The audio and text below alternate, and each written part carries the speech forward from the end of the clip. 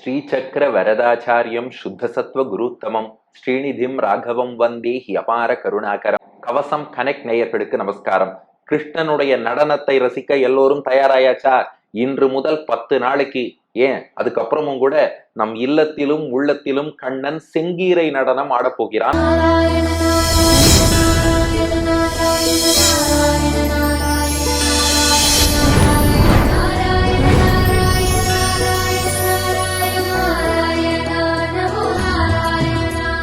குட்டி கண்ணன் ஒரு 5 மாத குழந்தையில் இருந்தே தொடங்கி இந்த செங்கீரைன்னு குழந்தைகள் ஒரு ஆட்டம் ஆடுமா. அது என்ன செங்கீரை ஆட்டம் என்றால், விளக்க உரையில் நம் பெரியோர்கள் விளக்குகிறார்கள். அதாவது ஒரு ரொம்ப சின்ன குழந்தைகளா இருந்ததுன்னா முழங்கால்களை கீழே ஊன்றிக்கொள்ளும், 2 கைகளையும் கீழே ஊன்றிக்கொள்ளும், அதுக்கப்புறம் ஒரு காலை மட்டும் அப்படி மேல தூக்கி இப்படியே தவழ்ந்த கோலத்திலேயே ஆடக்கூடிய ஒரு நாட்டியம். அப்படியே தலையையும் ஆட்டி ஆட்டி ஆடும். அதற்கும் செங்கீரை என்று பெயர். அல்லது இன்னும் ஒரு சில குழந்தைகள் என்ன பண்ணுமா, ஓரளவு நிக்க தெரிஞ்சிடுச்சுன்னா ஒரு காலை ஊன்றி ஒரு காலை மேலே உயர்த்தி தலையை ஆட்டிக்கொண்டு ஆடுவோம். அதுவும் செங்கீரையாம். இன்னும் ஒரு சில குழந்தைகளுக்கு அவருடைய தாய் என்ன பண்ணுவாளாம், குழந்தையால முழுசா அப்படி ஒற்றை காலில் நிக்க முடியாது இல்லையா, தாய் குழந்தைய நன்னா 2 கையாலையும் பிடிச்சுருவாளாம். பிடிச்சுனுட்டு ஒரு காலை ஊன்றி ஒரு காலை உயர்த்தி செங்கீரையாடு செங்கீரையாடு என்று அம்மாவே ஆட்டி வைக்க குழந்தை தலையை ஆட்டி ஆட்டி கைகளை அசைத்து அசைத்து ஒரு காலை ஊன்றி ஒரு காலை உயர்த்தி ஆடும். அதுவும் செங்கீரை. இந்த 3 விதமான விளக்கங்களுமே கொடுக்கப்பட்டுள்ளன.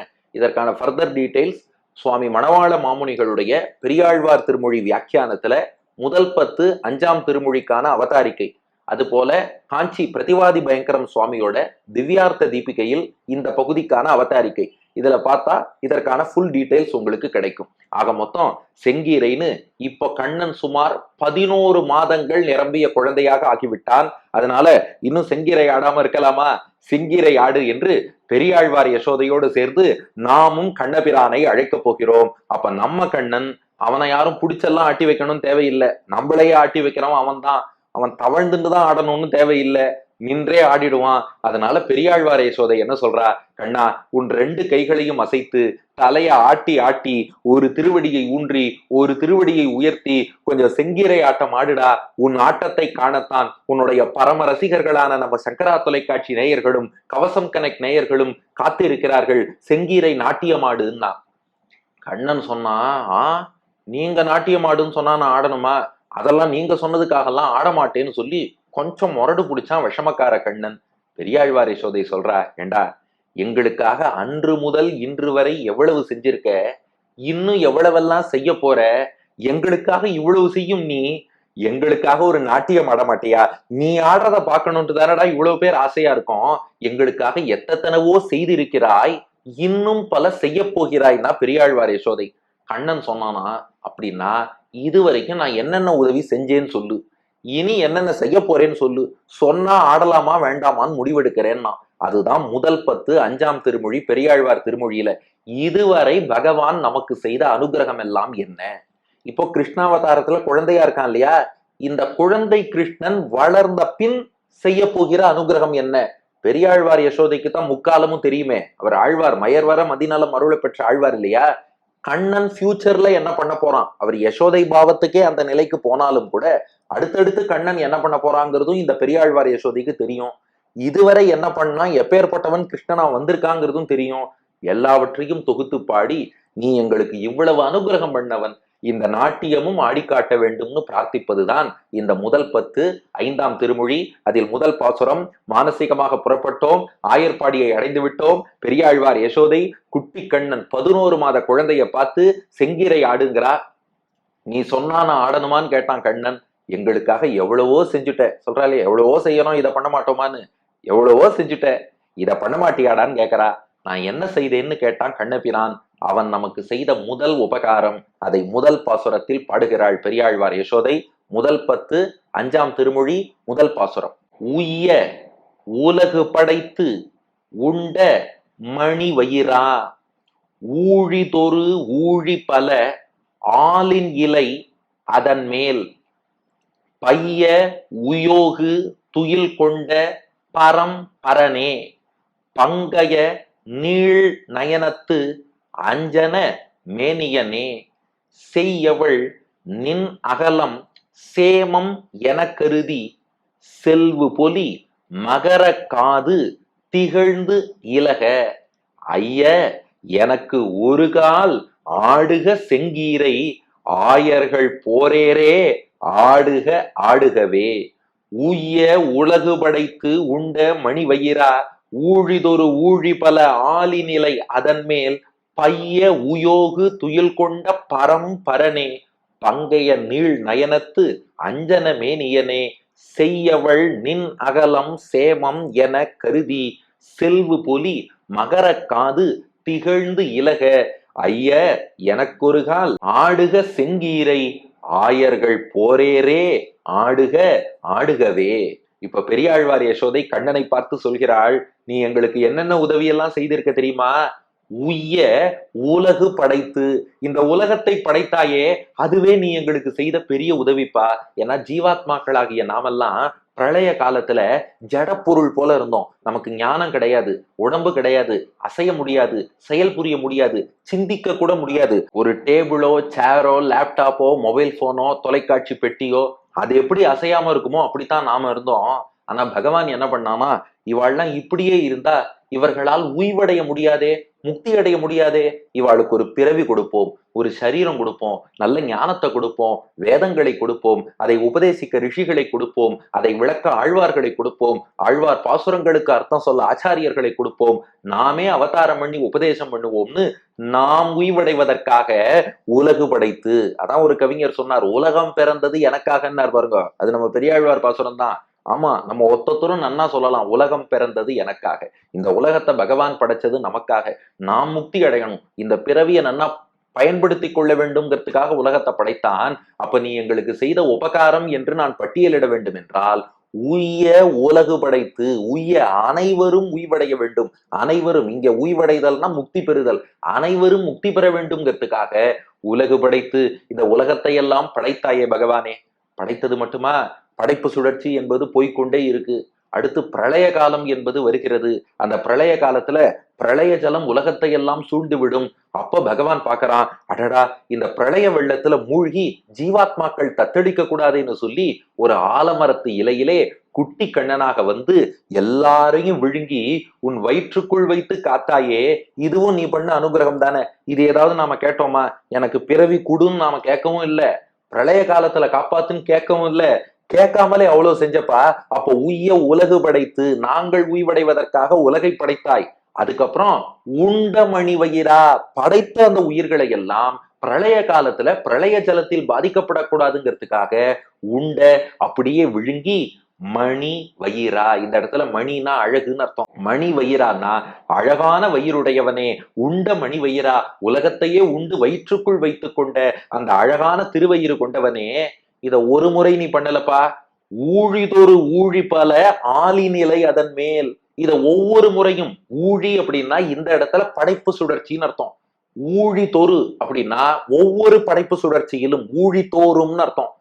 ஊழிதோறு ஊழிப்பல அப்படின்னு சொல்லிட்டா, இப்படி பல பல படைப்பு சுழற்சிகள் தோறும், ஊழிதோறும் ஊழிதோறும் பல பல ஊழிதோறும் இதே மாதிரி என்ன பண்றான்னா, தன் வயிற்றுக்குள் வைத்து எல்லாரையும் ரட்சிக்கிறான் பகவான்.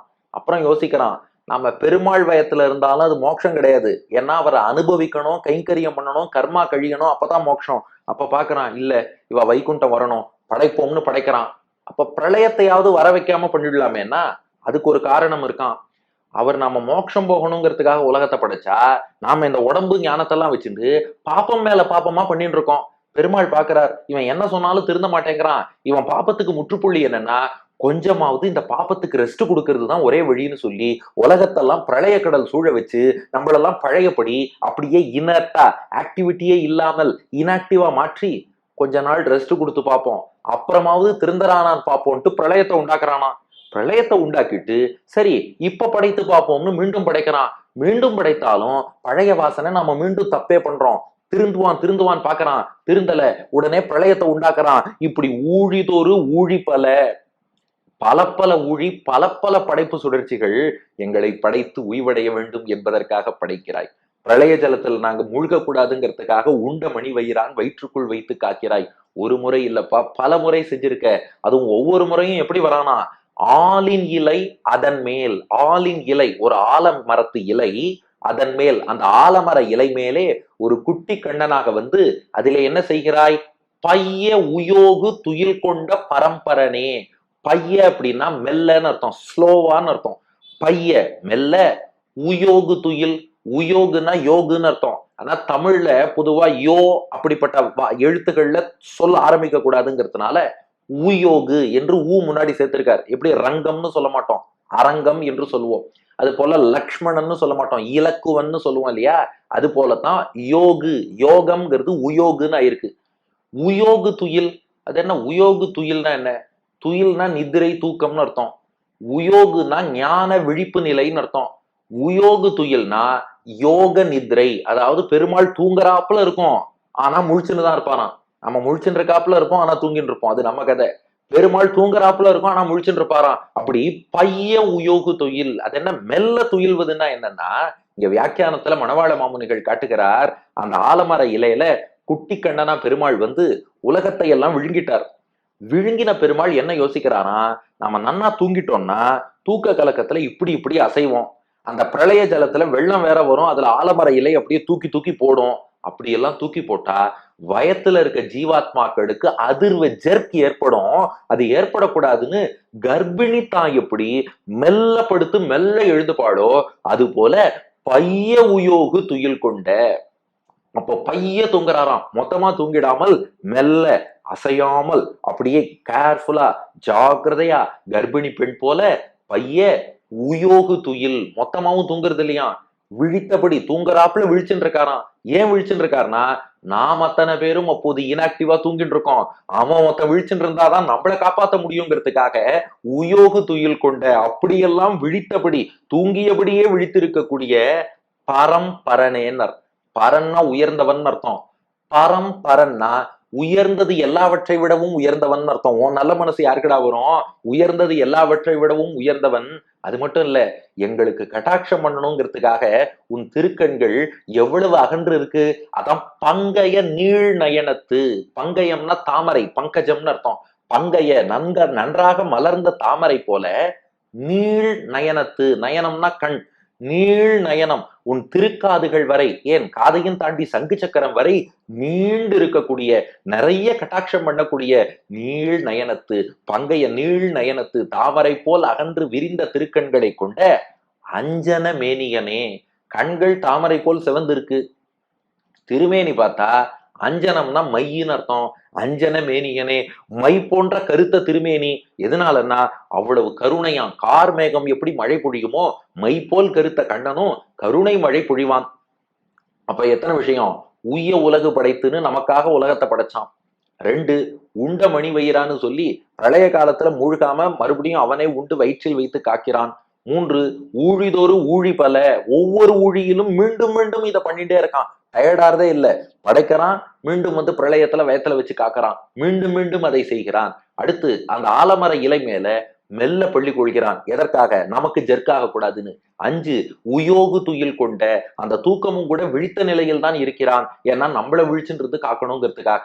இத்தனையும் பண்ணி அந்த தாமரை கண்களால் கட்டாட்சித்து கார் மேனியாலை கருணை மழை பொழியக்கூடிய பங்கைய நீள் நயனத்து அஞ்சன மேனியனே, இத்தனை பண்ணின நீ எங்களுக்காக ஒரு நாட்டியம் ஆடக்கூடாதான்னா. கண்ணனே யோசிச்சான், ஆமா பெரியாழ்வார் யசோதை சொல்றதெல்லாம் நியாயம் தானே, கேட்காமலே இவ்வளவு பண்ணியிருக்கோம், கேட்டதுக்கு ஆடிடலாமான்னு யோசிச்சான். ஒரு நிமிஷம் நான் பெரியாழ்வார் யசோதை என்னன்னு கேட்டான் கண்ணன். பெரியாழ்வார் யசோதை பொங்கும் பரிவுல பதறின்னு சொன்னாலாம், டேய் உன் திருமார்பில லக்ஷ்மி இருக்காடா, அவளுக்கு வலிக்க கூடாது, வடிவாய் நின் வளமார்பினில் வாழ்கின்ற மங்கையும் பல்லாண்டு. ஆலமர இலையில இருக்கும்போது வயத்துக்குள்ள இருக்க ஜீவாத்மாவுக்கெல்லாம் அதிர்ச்சி வலி ஜெர்க் ஏற்படக்கூடாதுன்னு நினைச்ச இல்லையா, இப்ப நீ செங்கீரை ஆடும்போது திருமார்புல இருக்க தாயாருக்கு அதிர்வோ ஜெர்க்கோ ஏற்பட்டா அது எங்களால தாங்கிக்க முடியாது, எங்காத்து குழந்தை இல்லையா அந்த நாச்சியார், திருமார்பில் இருக்கும் நாச்சியார் ஸ்ரீ மகாலட்சுமி, எங்காத்து குழந்தை, பொண்ணை நன்னா பாத்துக்கோ, அதனால செய்யவள் நின்னகலம் சேமம் என கருதி. செய்யவள்னா மகாலட்சுமின்னு அர்த்தம். பொதுவா செய்னா சிவப்புன்னு அர்த்தம். செய்யவள் என்றால் சிவந்திருக்கக்கூடிய மகாலட்சுமி. செய்யவள் அல்லது செய் என்பது செந்தாமரையை குறிக்கிறது. செய்யவள் அப்படின்னா செந்தாமரையிலே விளங்கக்கூடிய மகாலட்சுமி தாயார்னு அர்த்தம். அப்ப அந்த செய்யவளாகிய பிராட்டி நின் அகலம், அகலம்னா திருமார்புன்னு அர்த்தம். செய்யவள் நின் அகலம், உன்னுடைய திருமார்பிலே நின் அகலம் செய்யவள். அதுல மகாலட்சுமி உட்காண்டிருக்கா. சேமம் என கருதி, அந்த மகாலட்சுமி க்ஷேமமா இருக்கணும்னு கருதி நீ நாட்டியம் ஆடணும். அதனால நீ பாட்டுக்கு நாட்டியம் ஆடி தாயாருக்கு ஜெர்க் ஆகக்கூடாது. இந்த இடத்துல க்ஷேமம்னா பல்லாண்டு, மங்களம்னு அர்த்தம். அந்த தாயார் மங்களகரமா பல்லாண்டு சௌக்கியமா இருக்கும்படியாக தாயாருக்கு வலிக்காம மெல்ல மெல்ல நாட்டியம் ஆடணும்ப்பா. அதனால சேமம் என கருதி நீ மனசுல நினைச்சுட்டா போறோம். ஏன்னா பெருமாள் சத்திய சங்கல்பன், அவர் நினைச்சா நடந்துரும். அதனால தாயாருக்கு ஒன்னும் ஆகக்கூடாது. அதை நன்னா நினைச்சுட்டு பாருங்க. பெரியாழ்வாரோட பொங்கும் பரிவை, பெருமாளை டான்ஸ் ஆட சொன்னாலும் திருமார்புல தாயாருக்கு வலிக்காம பாத்துக்கோ. அதை சங்கல்பம் பண்ணிட்டு ஆடு. அதே சமயம் உன் ஆட்டத்தை காண எவ்வளவு நேயர்கள் காத்துட்டு இருக்கா. நீ ஆடும்போது என்ன ஆகணும்னா, உன் 2 காதிலும் மகர குண்டலங்கள் அணிந்திருக்கிறாய் அல்லவா, மீன் வடிவிலான குண்டலம், அது நன்னா முன்னும் பின்னும் அசையணும். அப்படிதாண்டா நீ ஆடணும். ஏ குட்டி கண்ணா, நீ அப்படியே தலையை ஆட்டி ஆட்டி ஆட ஆட ஆட ஆட காதில் உள்ள அந்த மகர குண்டலங்கள் உன்னோடு சேர்ந்து ஆட. அந்த அனுபவம் எங்களுக்கு வேண்டாமா? செல்வு புலி மகர காது திகழ்ந்து இலக.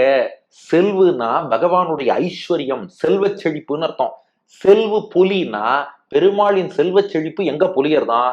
அவர் காதுல அணிந்திருக்க குண்டலத்தை பார்த்தாலே பா, இவர் பயங்கரமான பணக்காரர் அப்படின்னு தெரியறதாம். அப்படி செல்வு புலி, உன் ஐஸ்வர்யம் பொலியக்கூடிய மகர காது. மகரம்னா மீன் வடிவிலான, காதுன்னா இந்த இடத்துல காதணி, மகரத்தோடு குழைன்னு அர்த்தம். அப்போ மகர காது, காதில் அணிந்து கொண்டிருக்கக்கூடிய மீன் வடிவிலான குண்டலம் திகழ்ந்து இலக. திகழ்ந்துன்னா ஒளி வீசின்னு அர்த்தம். இலகனா அசையன்னு அர்த்தம். திகழ்ந்து இலக, ஒளி வீசின்னு அசையணும். அப்போ காதில் உன் செல்வத்துக்கு அடையாளமான அந்த மகர குழை முன்னும் பின்னும் ஒளி வீசி கொண்டு திகழ்ந்து இலக, முன்னும் பின்னும் அசைய. ஐயா, கண்ணபிரானை அழைக்கிறாள் பாருங்கோ. ஐயா எனக்கு ஒரு கால் ஆடுக செங்கீரை. ஐயா, ஐயான்னா ஐயனேன்னு அர்த்தம். கண்ணன் நம்ம பிள்ளையா இருந்தாலும் ஐயன் தலைவன், நமக்கெல்லாம் தலைவன் யாரு? கண்ணபிரான் தானே. ஐயா, ஐயனே, எங்கள் தலைவனே, எனக்கு ஒரு கால் ஆடுக செங்கீரை. பெரியாழ்வார் யசோதை பாருங்க, ரொம்ப எல்லாம் நாட்டியம் ஆடிடாதப்பா, அப்புறம் உன் திருவடி வலிக்க போறது. தாயாருக்கு வலிக்காம ஆடுன்னு சொன்னோம். கண்ணன் ரொம்ப ஆடினான்னா, மெல்லிய திருவடியால கரடு முரடான தரையில ஆடினா வலிக்கும் இல்லையா? அதனால எனக்கு, இந்த உன்னுடைய தாயான பெரியாழ்வார் யசோதையான எனக்காக ஒரு கால், ஒரு கால்னா ஒரே ஒரு முறைன்னு அர்த்தம். பல கால்னா பல முறைன்னு அர்த்தம். ஒரு கால், ஒரே ஒரு முறை எனக்காக ஆடுக செங்கீரை. செங்கீரை அடுப்பா தலையாட்டி கைகளை அசைத்து ஒரு காலை உயர்த்தி ஒரு காலை கீழே வைத்து ஆடுக செங்கீரை. ஆயர்கள் போரேரே ஆடுக ஆடுகவே. கண்ணன் கேட்டானா, நீ சொன்னா ஆடிடுவேனான்னா. அதுக்கு பெரியாழ்வார் யசோதை சொல்றா, நீ ஆயர்கள் போர் ஏறுன்னா. ஏறுனா காளைன்னு அர்த்தம். போர் ஏறுனா போருக்கு தயாராக இருக்கும் காளைன்னு அர்த்தம். போருக்கு தயாராக இருக்கும் காளைனா எதிரில யார் வந்தாலும் முட்டி தள்ளிடுமேன்னா, நீ வெறும் போர் ஏறு இல்ல, ஆயர்கள் போர் ஏறு. ஆயர் குலத்தை சேர்ந்த எங்களுடைய போர் ஏறு. அதுக்கு என்ன சிறப்புன்னா, அது வெளி மனுஷா வந்தா போர் ஏறு, போர்க்காளையாக முட்டி தள்ளுமா. ஆயன் வந்தா எவ்வளவு பெரிய ஜல்லிக்கட்டு காளைனாலும் அடக்கிடுவான் இல்லையா? அப்படி ஏறு தழுவுதல் என்று ஆயர்கள் போரேற்றை அடக்கி வைப்பது போல பெருமாள் பெரிய போர் ஏறுதான். அவர் யாரா இருந்தாலும் தண்டிச்சிருவார். 2 கொம்பு மாதிரி சங்கு சக்கரம் எல்லாம் கையில வச்சுட்டு இருப்பார். ஆனா ஆயர்களான நாங்க வந்துட்டா ஜல்லிக்கட்டு காளை எங்களுக்கு அடங்கி இருக்கிற மாதிரி அவ்வளவு பெரிய கிருஷ்ணன் ஆயர்களுக்கு போர் ஏறு, எங்களுக்கு அடங்கி இருப்பவனாச்சே. இது மணவாள மாமுனிகள் பண்ண ரொம்ப சுவையான வியாக்கியானம். பாருங்க, இது நம்ம சிந்திக்க முடியாத வியாக்கியானம். நீ போர் ஏறு, போர் புரியக்கூடிய காளைன்னு வெறுமனை சொல்றது வேற. ஆயர்களின் போர் புரியும் காளைனா என்ன அர்த்தம்னா, மாமுனிகள் வியாக்கியானம், இடையர்களுக்கு விதேயனாயிட்டார். ஆயர்களுக்கு கட்டுப்பட்டு நடப்பான். ஜல்லிக்கட்டு காளையா இருந்தாலும் ஏறு தழுவும் ஆயனுக்கு அது அடங்கித்தான் நடக்கும். அப்படி எங்களுக்கு அடங்கி இருக்கக்கூடிய கிருஷ்ணா, ஆடுக ஆடுகவே, ஆடு கண்ணா ஆடு கண்ணா ஆடு கண்ணான்னு சொல்ல கிருஷ்ணனுக்கு இந்த பாட்டு ரொம்ப பிடிச்சு போச்சு. அவன் பார்த்தான், இப்பவே நாட்டியம் ஆடிட்டா ஒரு பாட்டோட முடிச்சிருவா, இன்னும் நிறைய பாட்டு வாங்கணும்னு ஆட மாட்டேன்னுட்டான். அந்த பாட்டு வாங்குறது இல்ல, இந்த பாட்டு வாங்கணுங்கிறதுக்காக ஆட மாட்டேன்னுட்டான். மேற்கொண்டு அவன் செய்த உதவிகளை எல்லாம் அடுத்தடுத்த பாசுரத்தில் பெரியாழ்வார் யசோதை பட்டியலிட போறா. ஆக இந்த பாசுரம், நாங்களெல்லாம் உய்வடைவதற்காக உலகை படைத்தவனே, எல்லாரையும் பிரளய காலத்தில் உன் மணி வயிற்றிலே வைத்து காத்தவனே, ஒவ்வொரு ஊழியிலும் இதை மீண்டும் மீண்டும் செய்பவனே, ஆலமர இலை மேல் மெல்ல துயில் கொண்டவனே, அதுவும் யோகு துயில் என்று விழித்தபடியே துயில் கொண்டவனே, மிக உயர்ந்த பரம்பரனே, தாமரை போல் நீண்ட கண் படைத்தவனே, மை போல் கருத்த திருமேனி கொண்டவனே, உன் திருமார்பில் உள்ள பிராட்டிக்கு வலிக்காதபடி க்ஷேமமா இருக்கும்படி மெல்ல ஆடு. உன்னுடைய செல்வத்துக்கு அடையாளமான மகர குண்டலங்கள் ஒளி வீசி ஆடும்படியாக ஆடு. ஐயனே, எனக்காக ஒரே ஒரு முறை செங்கீரை ஆடு. ஆயர்கள் கட்டுப்பாட்டில் இருக்கக்கூடிய போர்க்காளையே, ஆடு ஆடு ஆடு.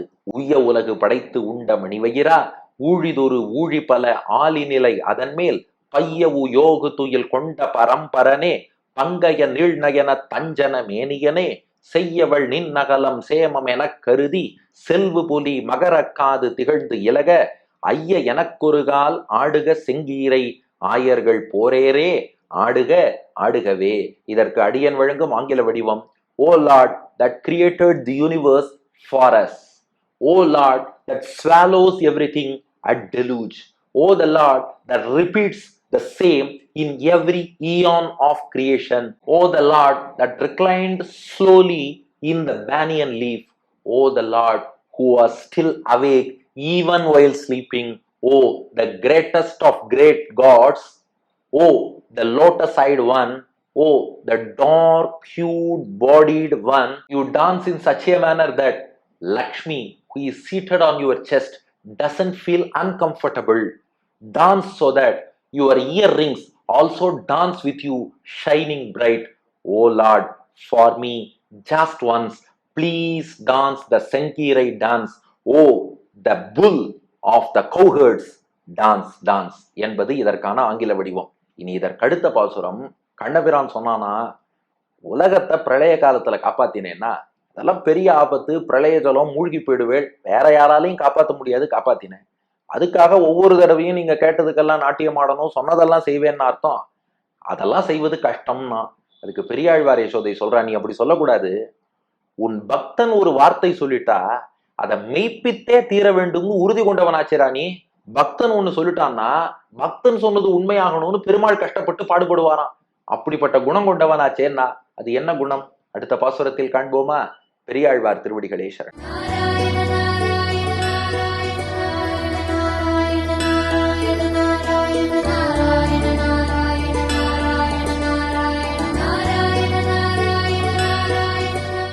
உய்ய உலகு படைத்துண்ட மணிவயிரா, ஊழிதோரூழி பல ஆலிநிலை அதன் மேல், உய்ய உலகு படைத்துண்ட மணிவயிரா, ஊழிதோரூழி பல ஆலிநிலை அதன் மேல், பையவுயோகு துயில் கொண்ட பரம்பரனே, பங்கையணி நயனத்து அஞ்சன மேனியனே, பையவுயோகு துயில் கொண்ட பரம்பரனே, பங்கையணி நயனத்து அஞ்சன மேனியனே, செய்யவள் நின்னகலம் சேமமென கருதி செல்வு பொலி மகர காது திகழ்ந்திலக, செய்யவள் நின்னகலம் சேமமென கருதி செல்வு பொலி மகர காது திகழ்ந்திலக, ஐயன கொருகால் ஆடுக செங்கீரை, ஆயர்கள் போரேரே ஆடுக ஆடுகவே, ஐயன கொருகால் ஆடுக செங்கீரை, ஆயர்கள் போரேரே ஆடுக ஆடுகவே.